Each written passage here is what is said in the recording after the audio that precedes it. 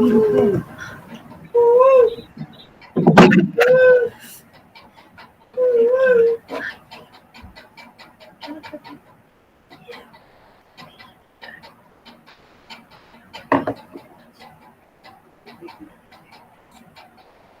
Start करें?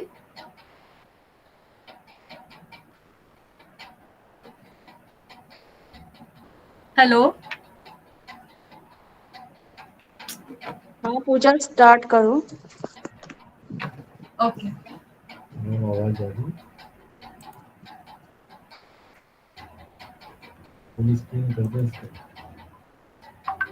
Good afternoon, ma'am, and my dear batchmates. Myself Pooja Kandpal, student of B.Ed first year, Department of Education, CSJM University, Kanpur. Today I am going to present a topic from paper 2, Sociological Perspectives of Education, under the guidance of Dr. R.P. Seni sir and Mrs. Anupama Yadav ma'am. The topic of my presentation is globalization, यानी वैश्वीकरण. First, we look at the outline of the contents of the presentation. These are definition of globalization, reasons for globalization, dimensions of globalization. In dimensions, we look the economic dimension, cultural dimension, political dimensional, educational dimensional, and then the advantages of globalization, yani globalization, the good, and then globalization, the bad. It means the disadvantages of globalization, and then globalization in India, how it affects India, and then major policy change in India, how policies have been changed in India regarding globalization, and then conclusion. So, if we see, the earliest use of term globalization was in 1930 in a publication entitled Towards New Education, an overview of human experience in education. After the invention of concept of globalization, numerous interpretations and definitions are inspired. Globalisation को लेके बहुत से लोगों ने बहुत सी बातें कही हैं. उसमें से हम जो ले रहे हैं वो सोशलॉजिस्ट मार्टिन एल्ब्रो और एलिजाबेथ किंग की दी हुई डेफिनेशन कि all those processes by which the people of the world are incorporated into a single world society, यानी कि वो सारी प्रक्रियाएं जिनके द्वारा विश्व के लोग एक साथ वैश्विक समाज में समायोजित हो जाएं, वही वैश्वीकरण है. यानी कि सारी दुनिया के लोगों का एक साथ एक सोसाइटी में आ जाना, सिंगल सोसाइटी में आ जाना ही ग्लोबलाइजेशन कहलाता है, वैश्वीकरण कहलाता है. थॉमस लार्सन अपनी बुक में लिखते हैं, जो कि एक जर्नलिस्ट हैं. बुक का नाम है the race to the top, the real story of globalisation. वो बताते हैं globalisation is the process of world shrinkage, of distances getting shorter, things moving closer. It pertains to the increasing ease with which somebody on one side of the world can interact for mutual benefit with somebody on the other side of the world. इनके कहने का मतलब ये है कि पूरी दुनिया का सिकुड़ कर पास आ जाना, दूरियों का खत्म हो जाना, हर चीज दुनिया की पास आ जाए, यही प्रक्रिया ग्लोबलाइजेशन कहलाती है. इसमें दुनिया के एक हिस्से में बैठे व्यक्ति का दूसरे हिस्से में बैठे व्यक्ति के साथ इंटरैक्शन हो जाए और वो आसान होता चला जाए, और ऐसा इंटरैक्शन जिसमें कि दोनों का फायदा हो, ये ग्लोबलाइजेशन है. तो हम ग्लोबलाइजेशन को कई तरह से समझ सकते हैं कि ग्लोबलाइजेशन जो है साथ आना दुनिया के लोगों का विभिन्न लेवल्स पर, जो कि हम आगे देखेंगे किन किन चीज़ों में ये साथ में मिलके काम कर सकते हैं दुनिया के देश लोग. तो आगे बढ़ते हैं, और इसको अगर हम जनरल वे में देखें तो globalisation is the process of interaction and integration among people, companies, governments and social system worldwide. जैसा कि मैंने कहा, बहुत सारे लेवल्स पर देखा जा सकता है ग्लोबलाइजेशन को. जब लोग मिल जाएं, कंपनीज आपस में मिलके काम करें, गवर्नमेंट्स मिलके काम करें और सामाजिक जो सिस्टम है, सामाजिक ढांचा है पूरे विश्व का, एक साथ मिलके काम करें, तो ये ग्लोबलाइजेशन का प्रोसेस कहलाता है। ग्लोबलाइजेशन में जो भी बदलाव आए ग्लोबलाइजेशन की वजह से दुनिया में, उसका बहुत बड़ा कारण रहा है कि जो रिवॉल्यूशन आया है हमारे कम्युनिकेशन और ट्रांसपोर्टेशन के फील्ड में। पिछले कुछ दशकों से कम्युनिकेशन के मीन्स बहुत ज़्यादा डेवलप हो गए हैं, ट्रांसपोर्टेशन के मीन्स बहुत ज़्यादा डेवलप हो गए हैं और आज के समय में दुनिया उतनी बड़ी नहीं रह गई जैसे कि आज से 100 साल पहले महसूस हुआ करती थी। सब लोग आसानी से एक मोबाइल के एक क्लिक पे हम दुनिया के किसी हिस्से से कनेक्ट हो सकते हैं, एक ईमेल के थ्रू हम कहीं भी अपनी बात पहुंचा सकते हैं। तो ये सब ग्लोबलाइजेशन को अफेक्ट करता है और उसे बढ़ाता है। As the revolution in the field of communication transportation, the term globalization has more and more impact on cultural, economical and political system of the world.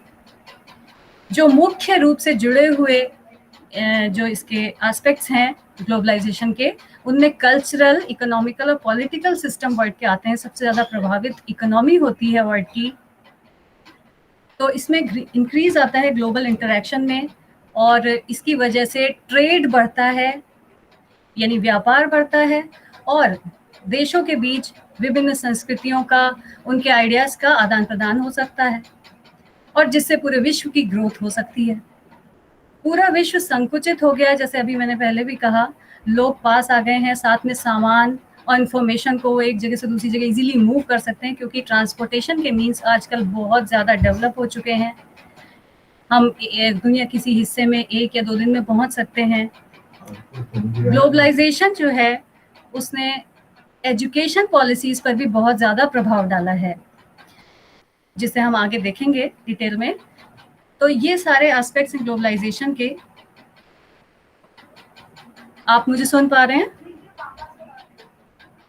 हाँ पूजा कंटिन्यू करो। Okay, so what have been the reasons for globalisation? क्या वजहें रही globalisation की जिससे globalisation develop हुआ? एक तो बेटर रिसोर्सेज की ज़रूरत पड़ी।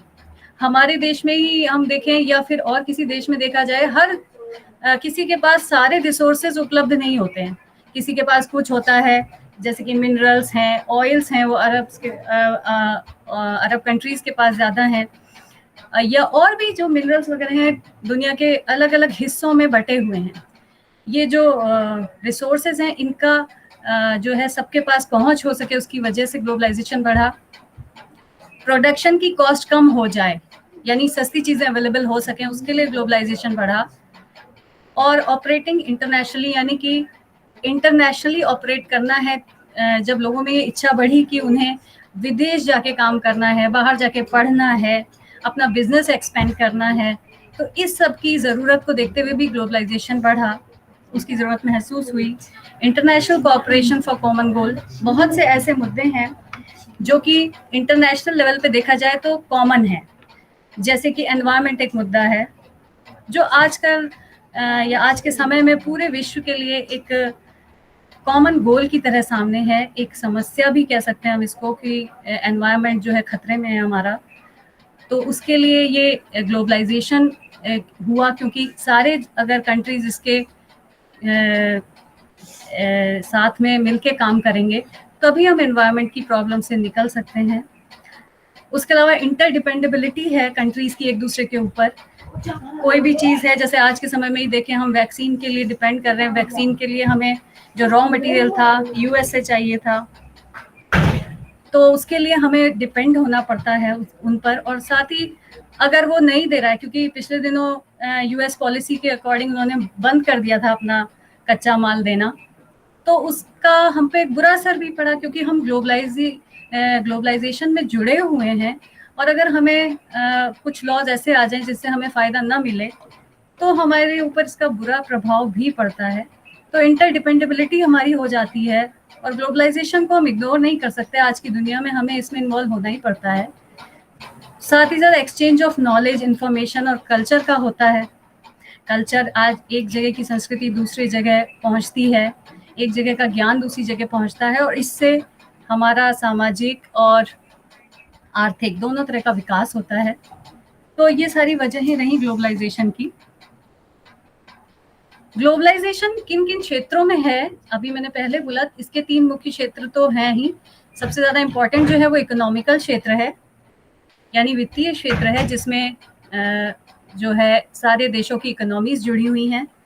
साथ में कल्चरल ग्लोबलाइजेशन होता है, जिसमें सभ्यताएं जुड़ी हैं। पॉलिटिकल ग्लोबलाइजेशन है, जिसमें पॉलिटिक्स जुड़ती हैं विश्व की आपस में। उसके बाद एजुकेशनल ग्लोबलाइजेशन है, वो भी बहुत इम्पोर्टेंट है और हमारे पॉइंट ऑफ व्यू से और भी ज़्यादा इम्पोर्टेंट है। और उसके अलावा और भी ग्लोबलाइजेशन है जिसमें बहुत सारे, जैसे एनवायरनमेंट है, और भी बहुत सारे हैं जिनको हम आगे थोड़ा देखेंगे। सबसे पहले लेते हैं इकोनॉमिक डायमेंशन ऑफ ग्लोबलाइजेशन। तो दुनिया की इकोनॉमी का एक दूसरे पे डिपेंडेंट होना, यानी कि एक देश का दूसरे देश के ऊपर इकोनॉमी के लिए डिपेंडेंट होना ही इकोनॉमिक डायमेंशन कहलाता है ग्लोबलाइजेशन का। अब किन बातों पे डिपेंडेंट होती है ये इकोनॉमी? ये जो है तरह तरह के सामान के लिए, जो कि हमें ज़रूरत है, हमारे देश में बन नहीं पाता, उपलब्ध नहीं हो पाता, लेकिन हमें ज़रूरत है उसके लिए। डिफरेंट टाइप्स ऑफ सर्विसेज उनके लिए होता है। टेक्नोलॉजी होती है, हमारे पास माल है लेकिन हमें सामान बनाने की टेक्नोलॉजी नहीं पता, तो उसके लिए हमें डिपेंडेंट होना पड़ता है। तो और कैपिटल तो है ही, पूंजी, जो कि हम लगाते हैं अपनी किसी भी इंडस्ट्री में, किसी भी कॉर्पोरेशन को आगे बढ़ाने के लिए। तो ये सब चीज़ें इकोनॉमी में आती हैं। अब इकोनॉमी में जहाँ एक तरफ इंटरनेशनल ट्रेड बढ़ता है, यानी कि जो ट्रेड बढ़ने की वजह क्या है, क्योंकि जब ग्लोबलाइजेशन हुआ तो उसकी वजह से कुछ रूल्स में चेंज किया गया, पॉलिसीज में चेंज किया गया। जैसे कि जो बिजनेस होता है ट्रेड कंट्रीज के बीच में, उनमें लगने वाले लॉज को बदला गया, यानी कि जो टैक्सेस लगते थे या जो टैरिफ्स लगते थे उनको चेंज किया गया, कम किया गया, जिससे इंटरनेशनल लेवल पर ट्रेड बढ़े। फॉरेन डायरेक्ट इन्वेस्टमेंट बढ़ाया गया। पूरे वर्ल्ड को एक सिंगल मार्केट की तरह ट्रीट किया गया। फॉरेन कंट्रीज ने हमारे देश में या एक देश ने दूसरे देश में अपनी जो है इन्वेस्टमेंट करके वहाँ कंपनीज इस्टेब्लिश करी, जिन्हें हम मल्टीनेशनल कंपनीज भी कहते हैं। तो ये सारी चीज़ें इसके साथ चली। और इसके अगर हम एग्जाम्पल्स देखें कि इकोनॉमिक डायमेंशन के एग्जाम्पल क्या होते हैं, तो उसमें जैसे आउटसोर्सिंग है।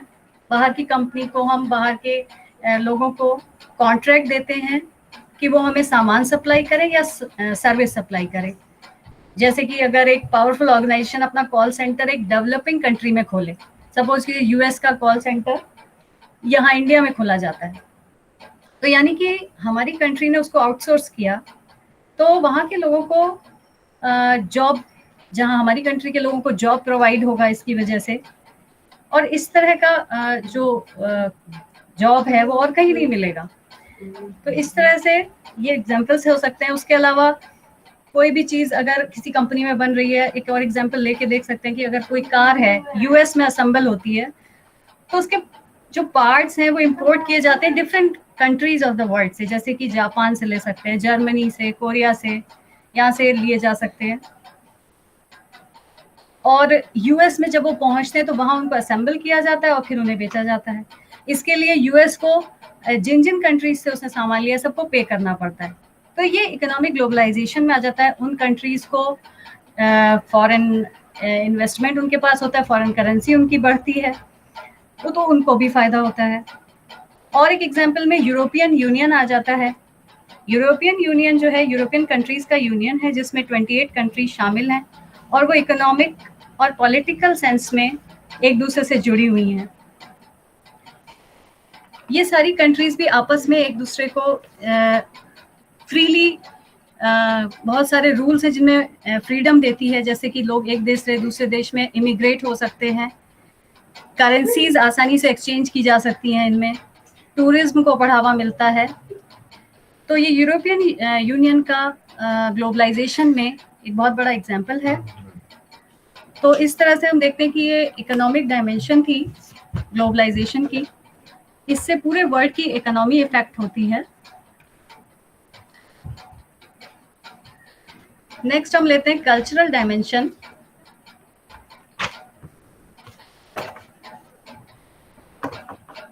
कल्चरल डायमेंशन जो है refers to the transmission of ideas, meanings and values around the world. पूरे विश्व में आइडिया है, मीनिंग या वैल्यूज, जो संस्कृति सभ्यता है, पूरे विश्व में उनको फैलाना, साथ में मिल के कई देशों का आपस में जुड़ के एक दूसरे के सहयोग से इसे आगे बढ़ाना is cultural dimension of globalisation. अगर इसे आसानी से समझे तो ये कह सकते हैं कि स्प्रेड ऑफ न्यू कल्चर है ये। इसमें इसकी वजह क्या रही? अगर हम देखें पहले के समय में माइग्रेशन हुआ करता था, लोग माइग्रेट होते थे। एक एग्जाम्पल पे देखें तो अलेक्जेंडर था, उसने ग्रीक कल्चर को अफ्रीका, यूरोप, एशिया कई जगहों पर फैलाया। और ये ग्रीक कल्चर की वजह से इन एरियाज में देखें तो जैसे Bulgaria, Turkey, Egypt, Iran, even Pakistan में भी बहुत सारे ऐसे सिटीज हैं जिनका नाम अलेक्जेंडर पे रखा गया है। तो उसने ग्रीक कल्चर को फैलाया।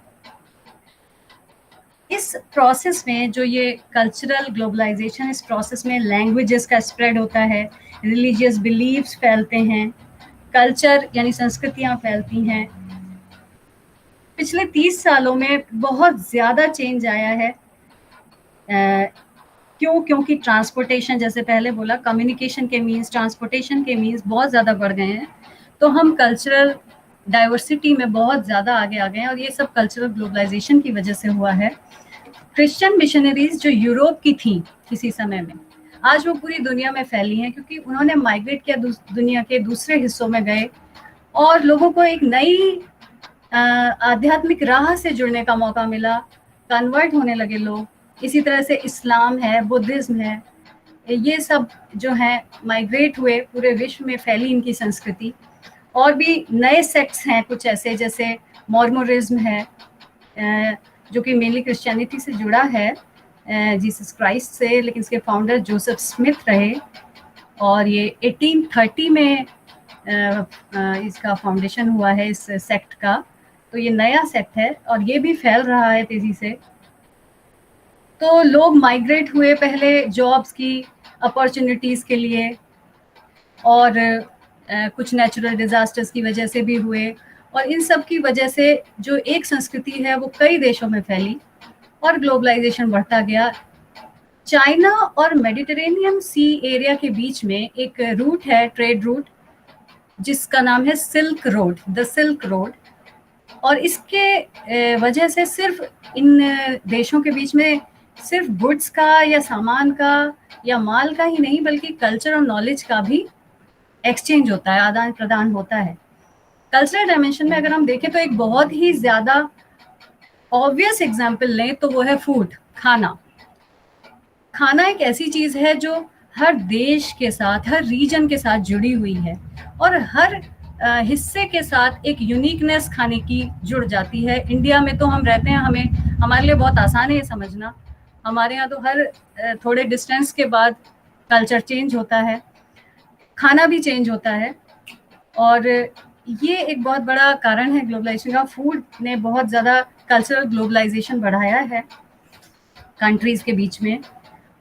और जैसे इसको प्रमोट करने के लिए बहुत सारे कंपनीज हैं, जैसे मैकडोनल्ड है, Coca Cola, Starbucks, there are so many companies जो ये कल्चरल डायमेंशन फूड के फॉर्म में फैला रही हैं। उसके अलावा स्पोर्ट्स है, जैसे इंटरनेशनल स्पोर्टिंग इवेंट्स होते हैं, वर्ल्ड कप, ओलंपिक्स या फार्मूला 1 है। तो ये बहुत सारे लोगों को, millions of people come together at one platform. तो ये one of the truly global experience sports के फॉर्म में अगर हम देखें होता है। लेजर एक्सपीरियंस है। म्यूज़िक है, एक और एग्जांपल इसका ले सकते हैं, म्यूज़िक है। आज हमारे देश में अपना म्यूजिक तो है ही, साथ में पॉप कल्चर बहुत बढ़ रहा है, उसमें जैज है, रेगी है, अमेरिकन म्यूजिक, ये बहुत पसंद किया जाता है। या विदेशों में हमारा म्यूजिक बहुत चलन में है, यहाँ से बड़े बड़े जो म्यूजिशियंस हैं या सिंगर्स हैं बाहर जाते हैं, वहाँ पसंद किया जाता है हमारा कल्चर, हमारा म्यूजिक। और फ्यूजन ऑफ म्यूजिक ग्लोबलाइजेशन का एक बहुत बड़ा एस्पेक्ट है, इंडो वेस्टर्न म्यूजिक का फ्यूजन होता है। तो ये सारी चीज़ें जो कल्चरल डायमेंशन से जुड़ी हुई हैं और बहुत बड़ा रोल प्ले करती हैं कल्चरल डायमेंशन को आगे बढ़ाने में। इसके बाद हम नेक्स्ट देखते हैं पॉलिटिकल डायमेंशन ग्लोबलाइजेशन का। पॉलिटिकल डायमेंशन में क्या होता है कि वर्ल्ड के सारे पॉलिटिकल सिस्टम जो भी आना चाहें साथ में, वो एक साथ मिल के काम करेंगे। यानी पॉलिटिकल ग्लोबलाइजेशन जो है वो वर्ल्ड वाइड पॉलिटिकल सिस्टम बनाता है। और इस सिस्टम में क्या होता है, एक देश का एक सिस्टम है, दूसरे का दूसरा है, जब साथ में मिल जाते हैं तो नेचुरली पॉलिटिकल सिस्टम का साइज बढ़ जाता है। और पॉलिटिक्स तो अपने आप में कॉम्प्लेक्स चीज़ है, तो कई सारे पॉलिटिकल सिस्टम जब जुड़ जाते हैं तो उनकी कॉम्प्लेक्सिटी भी बढ़ जाती है। इसमें जो है पॉलिटिकल सिस्टम में नेशनल गवर्नमेंट्स तो होती ही हैं जो आपस में मिलके पॉलिटिकल सिस्टम बनाती हैं। उसके अलावा गवर्नमेंटल और इंटर गवर्नमेंटल ऑर्गेनाइजेशंस भी होती हैं, जैसे कि एक बहुत ही मेन एग्जाम्पल है इसका, क्लासिक एग्जाम्पल कह सकते हैं, that is United Nations. United Nations, तो यूनाइटेड नेशन जो है पॉलिटिकली ग्लोबलाइजेशन में मल्टी लेवल गवर्नेंस शो करता है। बहुत सारे इसमें कंट्रीज हैं जो आपस में मिलके पॉलिटिकल गवर्नमेंट बनाते हैं, चलाते हैं। बहुत सारी इंटरैक्टिंग अथॉरिटीज होती हैं इसमें। उसके अलावा नॉन गवर्नमेंटल ऑर्गेनाइजेशंस भी हैं जो मिलके काम कर रही हैं ग्लोबल लेवल पर। फिलैंथ्रोपिक ऑर्गेनाइजेशंस हैं, यानी कि जो समाज कल्याण का काम करती हैं, परोपकार का काम करती हैं, उनका भी मिशन ग्लोबल हो सकता है। उनमें से जैसे एक एग्जांपल है bill and Melinda Gates. Bill Gates का नाम से आप सभी वाकिफ होंगे, तो उनका फाउंडेशन है bill and Melinda Gates project. और ये इसने इम्यूनाइजेशन के लिए जो पुअर कंट्रीज हैं उनमें मल्टी बिलियन डॉलर का कमिटमेंट किया हुआ है। और ये पूरा जो है ग्लोबलाइजेशन से जुड़ा हुआ ही है, क्योंकि ये कंपनी किसी और कंट्री की है, काम कहीं और कर रही है, चैरिटीज दे रही है, तो इसमें ये आ जाता है। नॉर्थ कोरिया एक ऐसा कंट्री है जिसका ग्लोबलाइजेशन के लिए जो रिस्पॉन्स है बिल्कुल अपोजिट है। वो आइसोलेशनिस्ट पॉलिसी अपना के चलता है, यानी कि ग्लोबलाइजेशन से एकदम अलग रहता है हर लेवल पर, पॉलिटिकल लेवल पर, इकोनॉमिक लेवल पर। वहाँ के नियम कानून बहुत ही सख्त हैं, कोई भी वहाँ कंट्री में एंटर नहीं कर सकता इजीली, बहुत हार्ड रूल्स हैं। अगर एंटर कराया भी गया है उसे तो उस पर हमेशा नज़र रखी जाती है। इवन वहाँ के लोगों का भी बाहर जाना काफ़ी मुश्किल है, बहुत सारे रूल्स हैं उनके लिए भी। तो हमने देखा कि ये 3 एस्पेक्ट्स ग्लोबलाइजेशन के। नेक्स्ट हम आते हैं एजुकेशनल डायमेंशन। एजुकेशन में भी ग्लोबलाइजेशन का बहुत बड़ा इफेक्ट रहा है। हम हिस्टोरिकल पर्सपेक्टिव से अगर देखें तो एजुकेशन जो आज के समय की एजुकेशन है, जिसे हम मास एजुकेशन भी कह सकते हैं, क्योंकि आज के समय में सब एजुकेशन ले रहे हैं। मोस्ट ऑफ द जो पीपल हैं वो एजुकेशन चाहते हैं, लेना चाहते हैं, ले रहे हैं। तो ये जो मास एजुकेशन है ये कैसे आई, कहाँ से इसकी शुरुआत हुई, उसको अगर हम देखें तो ये आज से बहुत समय पहले, करीब 15th सेंचुरी में जो पॉलिटिकल इकोनॉमिक ग्लोबलाइजेशन हुआ, कैसे हुआ? कॉलोनियलिज्म के थ्रू, जिसे उपनिवेशवाद भी कहा जाता है। मेनली यूरोपियन कंट्री जो हैं वो पूरे विश्व के कई देशों में जाके उन्होंने अपनी कॉलोनीज बसाई, मतलब उपनिवेशवाद किया, और वो कॉलोनियल एरा की शुरुआत थी। और वहाँ से सब देशों में जहाँ जहाँ वो गई वहाँ पे पॉलिटिकल और इकोनॉमिकल ग्लोबलाइजेशन की शुरुआत हुई।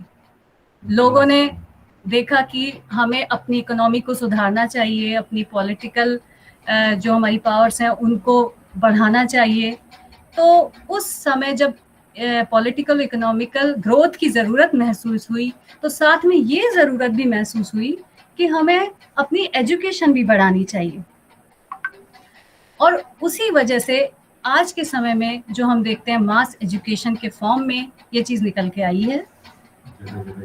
जगह जगह स्कूल्स हैं, हर जगह पे हम देखते हैं, हर जगह कोई बच्चा ऐसा नहीं है कि जो स्कूल जाने के बारे में ना सोचता हो। जाते तो हैं ही ज़्यादातर, जो नहीं भी जाते हैं वहाँ भी ये बात उठाई जाती है। हर जगह एजुकेशन की बात होती है, जो नहीं जा रहे हैं उन्हें जाना चाहिए, उनको लेके तरह तरह के जो है अभियान चलाए जाते हैं और बहुत सारे ऐसे प्रोजेक्ट्स हैं जो चलते हैं। और इंडिया में अगर देखें तो इस तरह का जो उपनिवेशवाद था वो इंडिया में भी हुआ है, उसके साथ साथ अफ्रीका, ईस्ट एशिया में भी हुआ है। ब्रिटिश इंडिया में आए थे तब उन्होंने यहाँ पर कॉलोनिज्म की शुरुआत करी थी। उसके अलावा जो ये कॉलोनियल एजुकेशन प्रोजेक्ट्स हैं इंडिया, अफ्रीका या ईस्ट एशिया में ज़्यादातर हुए, तो उन्होंने क्या किया, to create elite local communities to serve colonial officials.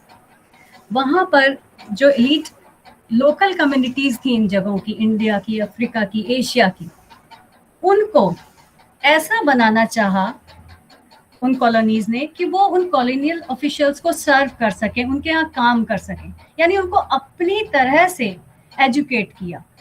जो कि वो पहले से अपनी ट्रेडिशनल एजुकेशन ले रहे थे या ट्रेडिशनल चीज़ें सीख रहे थे, उसको छोड़ के उन्होंने इन कॉलोनीज के अकॉर्डिंग शिक्षा लेनी शुरू करी। To train local peoples to work in economic industries, उन कॉलोनीज की इकोनॉमिक इंडस्ट्रीज में वो पार्ट लें। इस तरह से ट्रेन किया गया लोकल पीपल को, ताकि इससे फाइनली कॉलोनी का ही बेनिफिट हो। और साथ में ग्लोबल एम्पायर जो वो फैला रहा है, कॉलोनी, पूरा कॉलोनिज्म फैल रहा है वर्ल्ड में, उसका विस्तार हो और जिस जगह जाके उसने अपना कॉलोनिज्म किया है वहां पर उसका पूरा कंट्रोल हो सके। तो इस तरह से उसने अपनी शिक्षा को पूरे विश्व में फैलाया। मेनली ये जो हुआ है यूरोपियन कंट्रीज के थ्रू हुआ है, और इसकी वजह से इंग्लिश जो है एक एलीट लैंग्वेज के फॉर्म में निकल के आई है। आज के समय में ये रिजल्ट हो गया है कि जो इंग्लिश है वो एक ऐसी लैंग्वेज है जो पूरे वर्ल्ड में कम्युनिकेशन के लिए यूज़ करी जाती है। तो ये कॉलोनियलिज्म का ही एक जो है इफेक्ट है जो आज हम देख रहे हैं। तो ये हिस्ट्री है जो कि हमारे को ये बताती कि कैसे ग्लोबलाइजेशन की वजह से आज का एजुकेशन सिस्टम डेवलप हुआ है। Role of global institutes in education, बहुत सारे इंस्टीट्यूट हैं जो ग्लोबली काम कर रहे हैं एजुकेशन को बढ़ाने में आगे। यूनेस्को उनमें से एक मेजर ऑर्गेनाइजेशन है। 1945 में इस ऑर्गेनाइजेशन ने पूरे वर्ल्ड में ये एजुकेशन को लेके एक नया दृष्टिकोण दिया, जिससे कि जो क्वालिटी है एजुकेशन की उसे बढ़ाया जा सके और साथ ही एजुकेशन रिसोर्सेज हर किसी की पहुंच में आ सके। यूनेस्को यानी United Nations Educational, Scientific and Cultural Organization, इसने बहुत से काम करे। एजुकेशन को ग्लोबल तौर पर ह्यूमन राइट बताया। शिक्षा पर सबका अधिकार है, सबको मिलनी चाहिए ग्लोबली। साथ ही it has developed indexes for measuring educational achievements across the countries and regions. UNESCO ने साथ में कुछ ऐसे मेजरिंग इंडेक्सेस बनाए जो कि ये मेजर कर सकें या एसेस कर सकें कि क्या क्या अचीवमेंट्स हुए हैं एजुकेशनल लेवल पर कंट्रीज में, अलग अलग रीजन्स में, ताकि उनमें जो कमियां हैं उन्हें सुधारा जा सके और डेवलप किया जा सके। यूनेस्को की तरह ही और भी ऑर्गेनाइजेशंस हैं, जैसे कि वर्ल्ड बैंक है या OECD है, Organisation for Economic Cooperation and Development, और यूनिसेफ है, यूनाइटेड नेशंस चिल्ड्रंस फंड। इन सब ने भी शिक्षा के लिए ग्लोबल लेवल पर इसी तरह का काम किया है, इसको आगे बढ़ाया है। यूनेस्को के ही अंडर में वर्ल्ड एजुकेशन फोरम की मीटिंग जो है साउथ अफ्रीका डकार में सेनेगल में 2000 में हुई थी, जिसमें कि 6 गोल्स एस्टैब्लिश किए गए थे एजुकेशन से रिलेटेड ग्लोबली, जिसमें पहला गोल था कि expand early childhood care and education. Early childhood यानी जब बच्चा बहुत छोटा होता है उस लेवल पर उसकी केयर और एजुकेशन को फैलाया जाए, उसका विस्तार किया जाए। दूसरा था provide free and compulsory education for all, सबके लिए फ्री और कंपल्सरी एजुकेशन प्रोवाइड की जाए पूरे विश्व में। Promote learning and life skill for young people and adults, उसके बाद जो यंग लोग हैं, जो यूथ है या एडल्ट्स हैं, उनको ऐसी स्किल्स दी जाएं जिससे कि वो जो है अपनी लाइफ में आगे ग्रो कर सकें, ग्रोथ कर सकें। नेक्स्ट इसका था increasing adult literacy by 50%, adult literacy को बढ़ाना 50% तक, और जेंडर इक्वलिटी 2050 तक अचीव करना, ये 5th गोल था उनका। और उसके बाद 6th गोल था इम्प्रूव क्वालिटी ऑफ एजुकेशन, यानी जो भी शिक्षा का स्तर है उसको इम्प्रूव किया जाए। तो ये वर्ल्ड एजुकेशन फोरम की मीटिंग 2000 में हुई थी और इसमें ये गोल्स सेट किए गए थे। अब हम देखते हैं कि आज के समय में ग्लोबलाइजेशन का एजुकेशन पर क्या इफेक्ट या इम्पैक्ट है, impact of educational globalisation in modern era. तो आज के समय में जो ग्लोबलाइजेशन है वो डायरेक्टली कनेक्टेड है हमारे मॉडर्न एजुकेशन सिस्टम से। आज के समय की पॉलिसीज, जो भी एजुकेशनल पॉलिसीज हैं, वो साथ में जो करिकुलम बनाया जाता है, पेडागोजी है, टीचिंग मेथड्स हैं, हायर एजुकेशन स्टडीज़ हैं, असेसमेंट के तरीके हैं, वो बहुत ज़्यादा ग्लोबल हो चुके हैं। यानी कि ऑलमोस्ट सारी कंट्रीज़ में सिमिलर तरीके अपनाए जाते हैं। हम सोचते हैं कि जो एडवांस कंट्रीज़ हैं वहाँ जिस तरह के सिस्टम फॉलो होते हैं हमें भी वैसे ही करने चाहिए या हम वैसा करें, उस तरह से ही पॉलिसीज़ बनाई जाती हैं। साइंटिफिक रिसर्च के लिए आज के समय में बहुत ज़्यादा डिपेंडेंट हैं हम एक दूसरे पर। जितनी भी कम्युनिटीज़ हैं वर्ल्ड की या कंट्रीज़ हैं वो एक दूसरे पर डिपेंड करती हैं अपनी टेक्नोलॉजी के लिए, रिसर्च के लिए, नए इनोवेशंस के लिए। उसके अलावा ऑफशोर यूनिवर्सिटीज़ बहुत ज़्यादा आजकल ट्रेंड में हैं, यानी कि एक कंट्री दूसरी कंट्री में अपनी यूनिवर्सिटीज़ की ब्रांचेस खोलती है, जिसमें कि एक न्यूयॉर्क यूनिवर्सिटी है जिसने अबू धाबी और शंघाई में अपने खोले हैं इंस्टीट्यूट्स, और इसके साथ ही उन यूनिवर्सिटीज़ में स्टूडेंट एक्सचेंज प्रोग्राम्स भी चलते हैं। यहाँ कानपुर में ही आईआईटी में भी ऐसा है कि बहुत से स्टूडेंट्स यहाँ से बाहर जाते हैं और वहाँ से स्टूडेंट्स यहाँ आके पढ़ाई करते हैं, अपनी एजुकेशन लेते हैं। उसके अलावा एजुकेशन का स्टैंडर्ड बहुत अच्छा होता जा रहा है। पहले करिकुलम पुराने समय में चेंज होने में बहुत समय लगता था, पुराने ही ढर्रे पे पढ़ाई हुआ करती थी, लेकिन आजकल स्टैंडर्ड इस तरह से हो गया है जो ग्लोबल सिस्टम जिसे कह सकते हैं, उस तरह से सिस्टम में चेंजेस आ रहे हैं। एजुकेशन का प्राइवेटाइजेशन होता चला जा रहा है। प्राइवेटाइजेशन होने की वजह से, क्योंकि गवर्नमेंट अपने हिसाब से चलाती है, अपनी पॉलिसीज लेके चलाती है, लेकिन प्राइवेट होने की वजह से क्या होता है कि बहुत तेजी से चेंज आ सकते हैं एजुकेशन सिस्टम में, क्योंकि जो प्राइवेट सेक्टर्स होते हैं वो अपनी पॉलिसीज को बड़ी जल्दी आसानी से चेंज कर सकते हैं। उन पे कोई प्रेशर नहीं रहता है इस तरह का कि वो वेट करें या फिर बहुत लंबा प्रोसीजर को फॉलो करें, ऐसा नहीं होता है। Concept of life long learning, आज के समय में ऐसी लर्निंग सिखाई जाती है जो हमेशा काम है। क्या मतलब है इसका?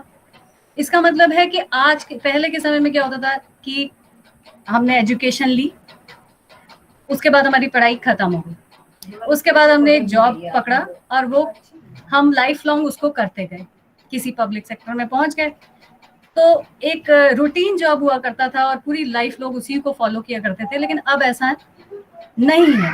अब क्या है कि हर स्टेप पर, लाइफ के हर हिस्से पर हमें चैलेंजेस देखने पड़ते हैं, चैलेंज का सामना करना पड़ता है। तो लर्निंग इस तरह की होनी चाहिए जो कि एडेप्टिव हो, और चैलेंजेस जो हैं क्लासरूम के बाहर जाकर भी जो सीखने वाला है, बच्चा है, स्टूडेंट है, वो आगे के चैलेंजेस को भी अडेप्ट कर सके, उनको झेल सके, उनको ओवरकम कर सके, उनके साथ लड़ सके। तो एजुकेशन सिस्टम का जो मेन आज फोकस है वो इस बात पर है कि हम बच्चे को सीखना सिखाएं कि सीखा कैसे जाता है। जितना हमने पढ़ा एकेडमिक्स में, अपनी बुक्स में, वो अपनी एक नॉलेज अपनी जगह पर है, वो अक्यूमुलेशन ऑफ नॉलेज है, लेकिन आगे की लाइफ में जब हमारे सामने नए चैलेंजेस आएंगे, नई परिस्थितियां आएंगी, उनको कैसे हैंडल करना है, ये सीखना आज की एजुकेशन का मेन पार्ट है, और ये ग्लोबलाइजेशन की वजह से ही हो रहा है। इसके अलावा और ग्लोबलाइजेशन के एस्पेक्ट्स हैं जिसमें एनवायरमेंटल ग्लोबलाइजेशन आ जाता है। इसके बारे में मैंने अभी आपको बताया कि ग्लोबलाइजेशन जो है वो पूरी दुनिया के लिए आज एक बहुत बड़ा मुद्दा बना हुआ है। तो इसमें अगर देखें तो बहुत सारे सेमिनार्स हैं, वो होते रहते हैं, बहुत सारी कमिटीज़ बनाई गई हैं, और इसलिए जो है ये एनवायरमेंटल ग्लोबलाइजेशन आगे बढ़ रही है। एक मॉन्ट्रियल प्रोटोकॉल है जो बना है ओजोन लेयर डिप्लीशन को ख़त्म करने के लिए। जो ओजोन लेयर हमारे स्ट्रेटोस्फेयर में, एटमॉस्फेयर में है, उसका डिप्लीशन हो रहा है, तो उसको रोकने के लिए मॉन्ट्रियल प्रोटोकॉल है जिसमें बहुत सारी कंट्रीज़ इन्वॉल्व हैं, और ऑब्वियस है इंडिया भी उनमें से एक है। और उसके अलावा पेरिस एग्रीमेंट है 2015 में जो साइन किया गया है। ये एक इंटरनेशनल एफर्ट है to reduce greenhouse gases, जो ग्लोबली फैल रही हैं ग्रीन हाउस गैसेस, जिसकी वजह से क्लाइमेट चेंज हो रहा है, ओजोन डिप्लीशन हो रहा है। उसके लिए पेरिस एग्रीमेंट किया गया है, जो कि आता है UN framework convention on climate change के अंडर में, यानी UNFCCC इसके अंडर में आता है। तो ये एनवायरनमेंट से रिलेटेड क्योटो समिट हुआ है। तो ये सब वर्ल्ड लेवल पर मिलके ऑर्गेनाइजेशंस काम कर रही हैं, सेमिनार्स होते हैं, समिट्स होते हैं, और ये काम हो रहा है।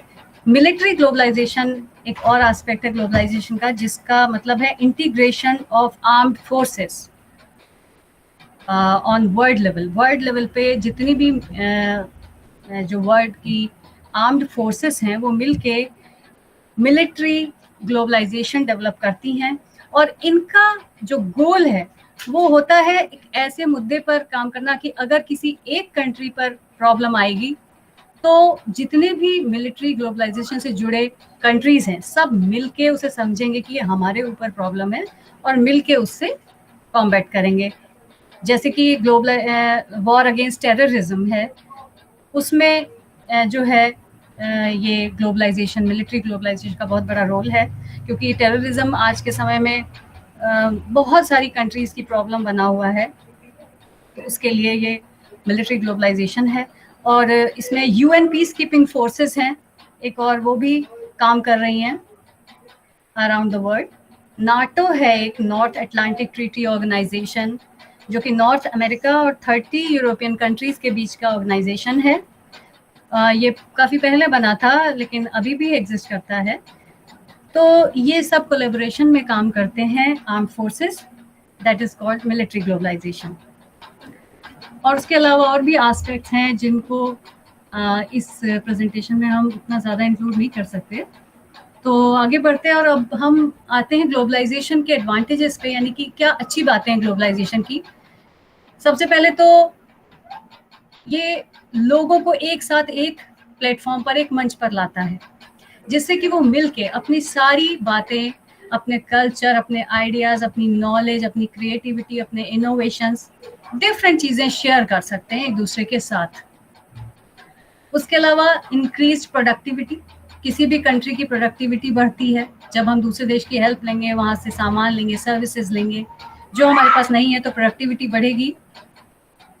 Can lift countries out of poverty, गरीबी दूर होती है इससे, इकोनॉमी अच्छी होगी तो देश की गरीबी दूर होगी, देश इकोनॉमिकली स्ट्रांग बनेगा।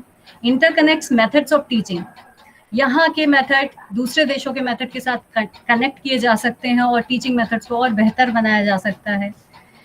उसके अलावा फैसिलिटेट लर्नर, जो भी एजुकेशन ले रहे हैं, सीख रहे हैं, उनको आगे आने वाली सिचुएशंस के लिए तैयार किया जाता है कि वो जो आगे आने वाले वर्ल्ड में आज का जो समाज है वो बहुत कॉम्पिटिटिव हो चुका है।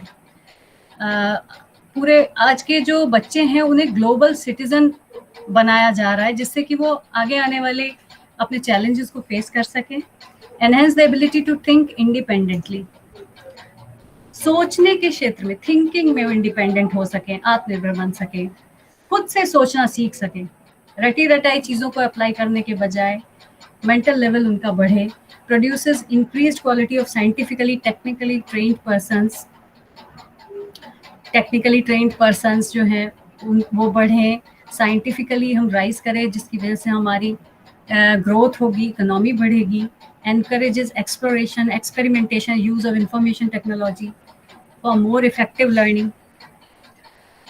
इफेक्टिव लर्निंग के लिए बहुत सारे एक्सपेरिमेंट हैं जो एक्सप्लोर किए जाते हैं, एक्सप्लोरेशन होते हैं और इंफॉर्मेशन टेक्नोलॉजी का यूज़ होता है। जैसे आईसीटी को इन्वॉल्व किया गया आजकल, और जो पहले के समय में बिल्कुल नहीं था, आज के समय में ये इन्वॉल्व किया गया है। उसके अलावा एनवायरमेंट कॉपरेशन है, एनवायरमेंटल कॉपरेशन है, जैसे अभी हमने बात करी एनवायरमेंटल इश्यूज़ पर। Wellbeing of human society, finally जो ग्लोबलाइजेशन है वो ह्यूमन सोसाइटी का बेहतर करने में ज़रूर पार्ट ले रहा है, ये हमने भी देखा। साथ ही साथ ग्लोबलाइजेशन के नुकसान भी हैं, जिसमें कि एक बहुत बड़ा है कैपिटलिस्ट एक्सपेंशन, यानी कि पूंजीवाद, यानी कि जो कम्युनिज्म से कैपिटलिस्ट की तरफ शिफ्ट होना, ये एक बहुत बड़ा इसका ड्रॉबैक है। इससे होता क्या है कि जो अमीर लोग हैं ज़्यादा अमीर हो जाते हैं, गरीब लोग और गरीब हो जाते हैं। कह सकते हैं हम कि रिलेटिव पॉवर्टी बढ़ती है इससे। पूरा देश ज़रूर कैपिटलिज्म की वजह से आगे बढ़ रहा है, इकोनॉमी स्ट्रांग हो रही है, लेकिन ज़रूरी नहीं है कि हम ये कहें कि इस देश की गरीबी दूर हो रही है या देश के गरीब लोग जो हैं वो कम हो रहे हैं। ऐसा बिल्कुल नहीं है, दोनों चीज़ें बिल्कुल अलग होती हैं। तो कैपिटलिज्म बढ़ रहा है, इसकी वजह से take over national firms, traditional industries ख़त्म हो रही हैं। जो भी ट्रेडिशनल इंडस्ट्रीज हैं उनकी जगह मल्टीनेशनल कंपनीज ले रही हैं, नेशनल फर्म्स को टेक ओवर किया जा रहा है। इसकी वजह से बहुत से ऐसी ट्रेडिशनल इंडस्ट्रीज में काम करने वाले लोग हैं जो उतने ज़्यादा ट्रेंड नहीं हैं जो एमएनसीज में काम कर सकें, वो अनएम्प्लॉयड हो रहे हैं। उसके अलावा कल्चरल इम्पैक्ट पड़ता है, हमारे जो अपने ट्रेडिशनल वैल्यूज़ हैं वो कम हो जाती हैं। हम देखते हैं आज के समय में हम बहुत सी ऐसी जो हमारे पूर्वज किया करते थे पहले, दादा नाना के समय में जो काम होते थे, जो कल्चर फॉलो किए जाते थे, हम उतने कल्चर फॉलो नहीं करते, उनकी जगह पर हम बाहर से आने वाले कल्चर को अडॉप्ट कर रहे हैं। जैसे एग्जांपल हम देख सकते हैं कि आज के समय में बर्थडे में क्या किया जाता है, केक कट करते हैं और कैंडल्स जो है बुझाई जाती हैं। तो अगर हम देखें इंडियन कल्चर में ऐसा शामिल नहीं था, दूसरे तरीके थे, लेकिन हमारे कल्चर कम जो है दबते जा रहे हैं, कहीं होते जा रहे हैं, और बाहर के कल्चर को बढ़ावा मिलता है, दूसरी कंट्रीज़ को बढ़ावा मिलता है। एजुकेशनल ग्लोबलाइजेशन जो है वो बढ़ रहा है, उसकी वजह से क्या हो रहा है, टेक्नोलॉजिकल गैप आता है एडवांस्ड और लेस एडवांस्ड कंट्रीज़ के बीच में।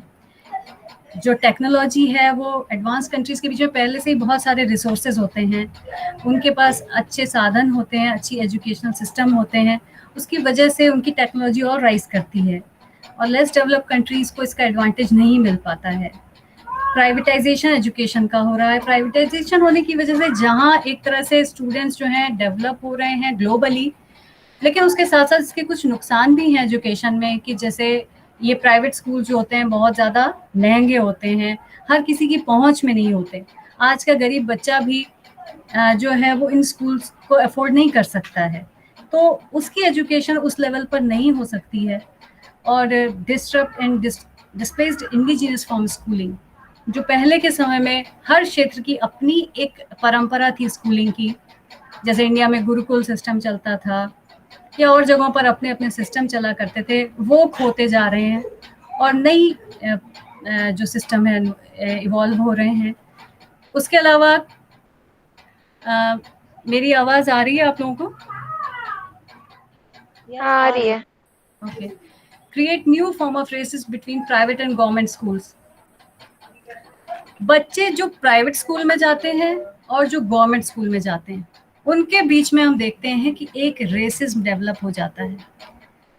प्राइवेट स्कूल के बच्चे जो हैं थोड़ा सा महसूस करते हैं कि वो ज़्यादा सुपीरियर हैं, क्योंकि उनको उसी तरह की फैसिलिटीज़ दी जाती हैं, बहुत सारी ऐसी बातें सिखाई जाती हैं जो गवर्नमेंट स्कूल्स में नहीं सिखाई जाती हैं। तो एक जो गवर्नमेंट स्कूल के बच्चे कॉम्प्लेक्स फील करते हैं इस चीज़ को लेके। और उसके अलावा ऐसे सब्जेक्ट्स को ज़्यादा पढ़ाया जाता है जो इकोनॉमी के लिए बेहतर हो, ग्लोबलाइजेशन के पॉइंट ऑफ व्यू से। आज हम बच्चों को ऐसा ट्रेन कर रहे हैं कि वो आगे चल के ज़्यादा से ज़्यादा कमा सकें, अच्छी जॉब्स पा सकें, फॉरेन में जाके जॉब कर सकें। इस तरह की एजुकेशन पे ध्यान ज़्यादा नहीं दिया जा रहा है, जिससे मॉरल वैल्यूज़ डेवलप हों, जिससे वो एक अच्छा इंसान बनने के बारे में सोचें। उन चीज़ों पर स्ट्रेस कम है, तो ये एक ड्रॉबैक है। उसके अलावा एनवायरमेंटल कंसर्न्स हैं ही, साथ में जो ग्लोबलाइजेशन के वजह से इतने ज़्यादा इंडस्ट्रीज़ खुल रही हैं, जो प्रोग्रेस हो रही है इकोनॉमिकली, उसकी वजह से एनवायरमेंटल इश्यूज बढ़ रहे हैं। तो ये सारे ड्रॉबैक्स हैं। उसके अलावा कुछ और भी एंटी ग्लोबलाइजेशन थॉट्स हैं, जिन्हें हम कह सकते हैं कि कॉर्पोरेट कैपिटलिज्म बढ़ता है, जिसके लिए मैंने अभी पीछे जिक्र भी किया इसका, कि कैपिटलिज्म बढ़ता है। New colonialism that are subservient to multinational corporations, यानी कि जो पहले मैंने अभी आपको कॉलोनियलिज्म के बारे में बताया था कि उपनिवेशवाद जो यूरोपियन कंट्रीज ने किया था पूरे विश्व के देशों में, स्पेशली एशियन अफ्रीकन कंट्रीज में, वो अब मल्टीनेशनल कॉरपोरेशंस कर रही हैं। मल्टीनेशनल कंपनीज दूसरे देशों पे जाके वहाँ बिजनेस कर रही हैं। तो ये एक नए तरह का कॉलोनियलिज्म है। वहाँ के रिसोर्सेज को यूज़ कर रही हैं, वहाँ के पीपल यूज़ कर रही हैं, और उन्हें लेके उनका ऑब्वियसली उस जगह का भी फ़ायदा हो रहा है, वहाँ के लोगों को एम्प्लॉयमेंट मिल रहा है, लेकिन इससे जो मेन डेवलप्ड कंट्रीज़ हैं उनको ज़्यादा फ़ायदा हो रहा है। तो एक नए तरह का कॉलोनियलिज्म उभर के आ रहा है सामने, इसकी वजह से, ग्लोबलाइजेशन की वजह से। Structural adjustment in educational policies, हमें अपनी पॉलिसीज में चेंजेस करने पड़ रहे हैं। उसके अलावा ग्लोबल वार्मिंग है, जो सब जानते हैं आज का मेन इशू है। ग्लोबल वाटर सप्लाई है, वाटर क्राइसिस हर जगह है। एनर्जी कंजम्पशन, एनर्जी को लेके बहुत प्रॉब्लम है। एनर्जी कंजर्वेशन पे बहुत सारी प्रॉब्लम्स जो है बढ़ रही है। Transnational air pollution, air pollution हर जगह फैला हुआ है, और भी तरह के पॉल्यूशंस हैं। इन सब जो है, ये सब जो है ग्लोबलाइजेशन का ही प्रभाव है।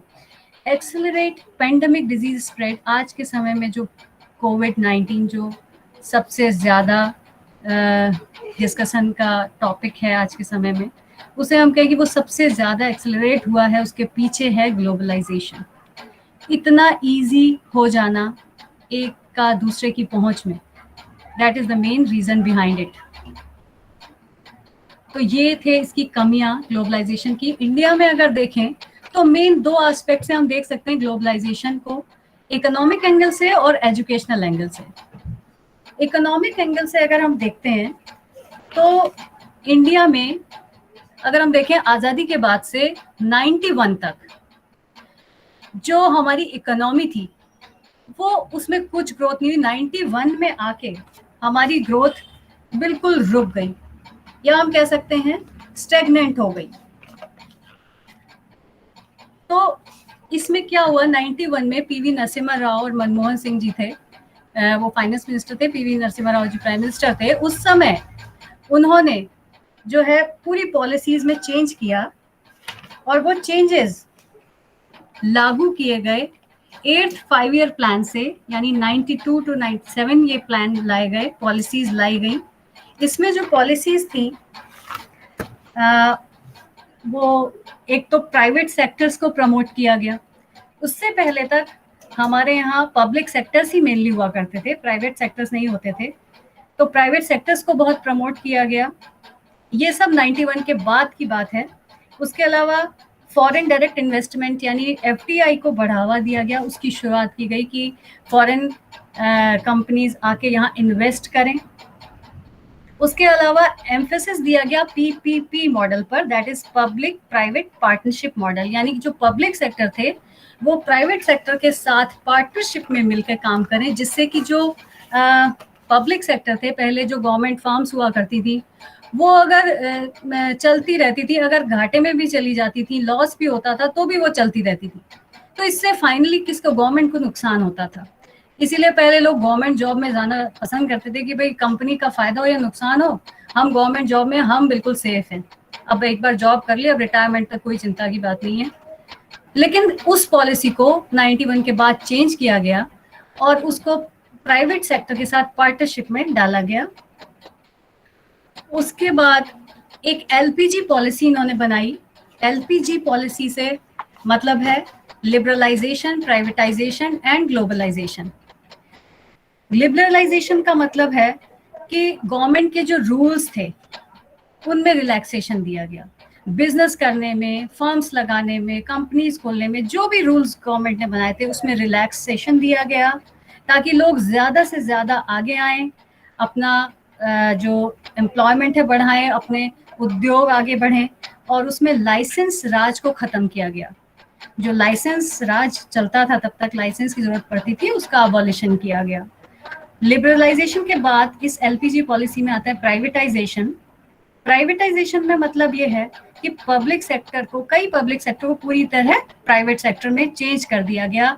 उनकी अथॉरिटी दे दी गई प्राइवेट हैंड्स में, उनकी इकोनॉमी प्राइवेट सेक्टर सेट करने लगे, उनके ह्यूमन रिसोर्सेज जो भी काम करने वाले थे, एम्प्लॉय से, सारा का सारा प्राइवेट सेक्टर के हाथ में आ गया।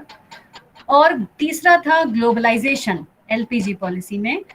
और उस ग्लोबलाइजेशन का मतलब ये था कि जो 91 से पहले हमारा देश जो एक्सपोर्ट नहीं किया करता था सामान, उसने एक्सपोर्ट करना शुरू कर दिया। पहले क्या था, सिर्फ इंपोर्ट होता था सामान, एक्सपोर्ट पे ज्यादा ध्यान नहीं दिया जाता था। एक्सपोर्ट नहीं होगा सामान तो फॉरेन करेंसी नहीं आ पाएगी, और इसी वजह से जो हमारा इकोनॉमी थी 91 पर आकर एकदम स्टैग्नेंट हो गई थी। Payment, balance of payment crisis हो गया था, फिस्कल डेफिसिट हो गया था। फिस्कल डेफिसिट को ऐसे समझ सकते हैं जिसमें हम कहते हैं कि आमदनी 98 और खर्चा रुपया, मतलब हमारी इनकम इतनी नहीं थी जितना ज्यादा हमें सामान जो है इंपोर्ट करना पड़ रहा था, सामान हमें खरीदना पड़ रहा था अपनी जरूरतों के लिए, जो हमारे पास नहीं था। तो हम खरीदते तो थे ज्यादा, लेकिन हम बेचते कुछ नहीं थे, एक्सपोर्ट नहीं होता था, तो हमारे पास फॉरेन करेंसी रेवेन्यू नहीं आ पाता था। तो ये सब को ओवरकम करने के लिए जो पॉलिसी चलाई गई 91 के बाद, LPG पॉलिसी, तो जो हमारी इकोनॉमी क्लोज्ड इकोनॉमी थी, जो वर्ल्ड से नहीं जुड़ी थी, उसको ओपन इकोनॉमी में चेंज कर दिया गया। ये जो है इकोनॉमिक एंगल से इंडिया में चेंजेस आए। और उसके बाद एजुकेशनल एंगल से अगर हम देखें तो एजुकेशन में बहुत सारे चेंजेस आए हैं। एजुकेशन को इस तरह का बना दिया गया है कि जो है आगे चल के बच्चा कंपटीशन फेस कर सके, इस दुनिया का, दुनिया के किसी भी हिस्से में जाए वहाँ के कंपटीशन को, चैलेंज को फेस कर सके। इंग्लिश लर्निंग पे एम्फेसिस किया गया क्योंकि इंग्लिश आज के समय में एक ग्लोबल लैंग्वेज बन चुकी है। और उसके अलावा इंटरनेशनल स्कूल्स जो हैं उनकी पॉपुलैरिटी बहुत बढ़ रही है, वो बहुत ज़्यादा खुलने लग गए हैं। नए नए सब्जेक्ट्स आ रहे हैं करिकुलम में, जैसे कि ICT है, और साथ में ऐसे इंस्टीट्यूट्स हैं बहुत सारे जो फॉरेन कंट्रीज में अपनी ब्रांचेस खोल रहे हैं, बाहर के इंस्टीट्यूट्स भी यहाँ खोलते हैं। इग्नू उसमें से एक एग्जाम्पल है। तो इग्नू ने क्या किया है कि यहाँ के अलावा बहुत सारी नेबरिंग कंट्रीज में और अरब कंट्रीज में अपनी ब्रांचेस खोली हैं, जैसे कि सिंगापुर में है, नेपाल में है, श्रीलंका में है। उसके अलावा MIT यूनिवर्सिटी है, वो एक लीडिंग एजुकेशनल ग्रुप है इंडिया का। 80 ग्लोबल यूनिवर्सिटीज़ के साथ उसका एसोसिएशन है। उसके अलावा बेंगलोर का एक कॉलेज है न्यू शोर्स इंटरनेशनल कॉलेज, ये अपने स्टूडेंट्स को इंटरनेशनल इंटर्नशिप देता है यूरोप में और समर स्टडी प्रोग्राम कराता है लंदन स्कूल ऑफ इकोनॉमिक्स में, जो बहुत ही प्रेस्टिजियस स्कूल है इकोनॉमिक्स का।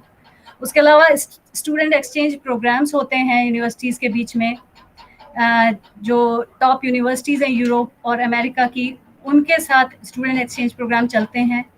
उसके अलावा ग्लोबल क्रॉस बॉर्डर सीरीज चलती हैं, जिसमें कि टॉप यूनिवर्सिटीज़ के प्रोफेसर यहाँ विजिट करते हैं बेंगलोर कैंपस में कोर्सेज पढ़ाने के लिए, ग्लोबल क्रॉस बॉर्डर सीरीज के तहत। तो ये न्यू शोर्स इंटरनेशनल कॉलेज है। ऐसे ही और भी बहुत से हैं, जीडी गोयनका एक एजुकेशनल ग्रुप है, वो इसमें काम कर रहा है। तो बहुत सारे ऐसे हैं। उसके अलावा जो है ये हमारे यहाँ पॉलिसी जो बनाई गई है, उसमें नीति आयोग जो हमारा 2015 से आया है, उसने जो है हमारे देश में इनोवेशन को बढ़ावा देने के लिए पॉलिसीज़ बनाई हैं, और उसमें एक है अटल इनोवेशन मिशन, जिसमें कि जो है इनोवेशन हमारी कंट्री में बढ़ावा मिले, उसको इनोवेशन टेम्परामेंट डेवलप हो कंट्री में, उसके लिए। और स्कूल लेवल पर अटल टिंकरिंग लैब्स यानी कि ATL बनाई हैं, जिससे कि बच्चों में क्रिएटिविटी डेवलप हो और साइंटिफिक टेम्परामेंट डेवलप हो। तो ये हमारी गवर्नमेंट की पॉलिसीज़ हैं। उसके अलावा डेवलपिंग परफॉर्मिंग इंडेक्स बनाए गए हैं, जिसको कि कहते हैं इंडियन इनोवेशन इंडेक्स। ये भी नीति आयोग का बनाया हुआ है, जो फर्स्ट 3 ईयर टर्म इसका अभी बीता है 2017 से 19 के बीच में। 3 ईयर का जो प्लान था, उसमें इन्होंने ये मिशंस चलाए, ये इंडेक्स जो है इंट्रोड्यूस किया है, III इंडियन इनोवेशन इंडेक्स। और ये मेजर करता है उन जो बच्चों ने जो भी क्रिएटिविटी डेवलप करी अपने अंदर, इनोवेशन को डेवलप किया, उसको मेजर करने के लिए ये बनाया गया है। और ये स्टेट वाइज और यूनियन टेरिटरी वाइज मेजर करता है। इसमें 2021 जनवरी की रिपोर्ट के अकॉर्डिंग कर्नाटका टॉप परफॉर्मर रहा है इस इंडेक्स में, और पंजाब जो है वो लोएस्ट परफॉर्मर रहा है। महाराष्ट्र सेकंड नंबर पे था। तो इसकी पूरी लिस्ट है। और इसके अलावा पॉलिसी में चेंज किए हैं इंडिया की,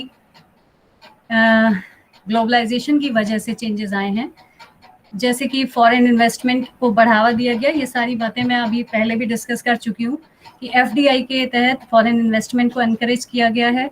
आउटवर्ड लुकिंग पॉलिसी यानी कि ओपन पॉलिसी हमारी बनी है, ओपन इकोनॉमी करी गई है।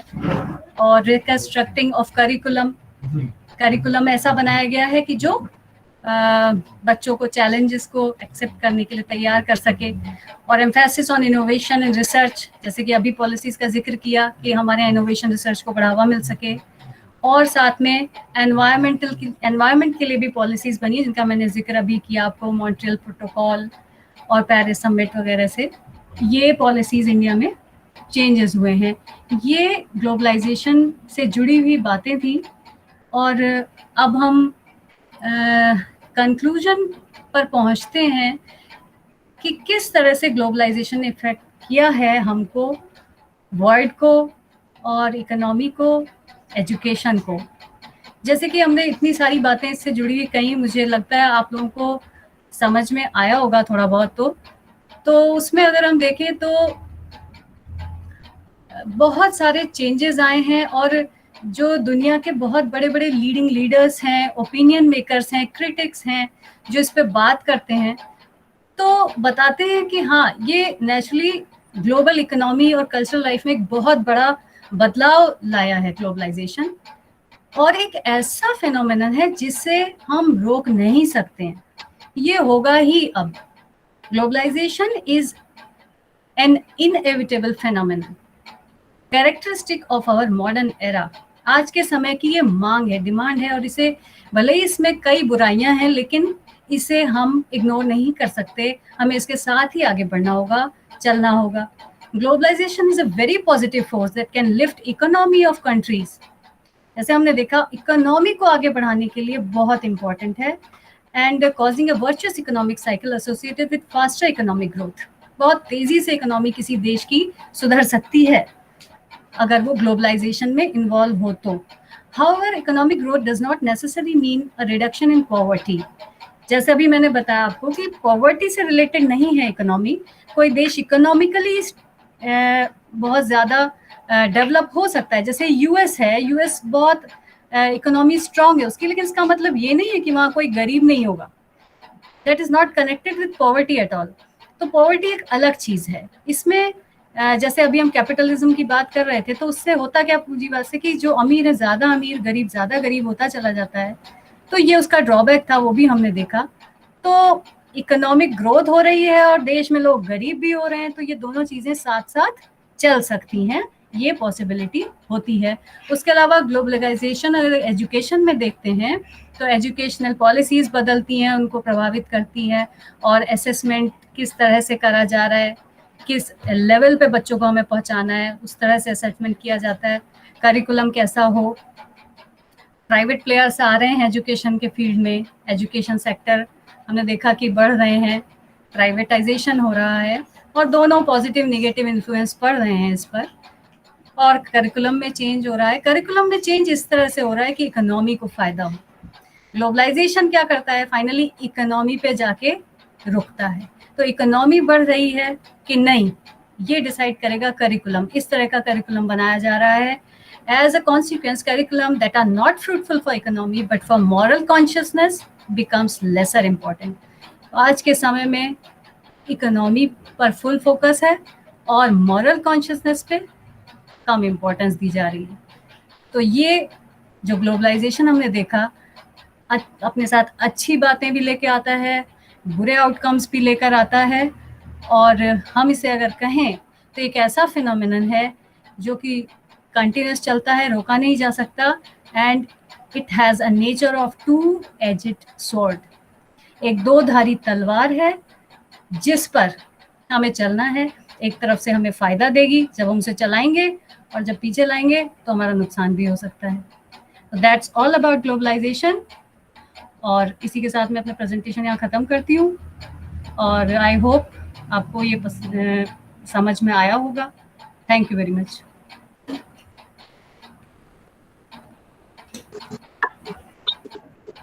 Okay, thank you Pooja. किसी को कुछ पूछना है? मुझे लगता है सभी को समझ में आ गया होगा वैश्वीकरण क्या है। Yes ma'am.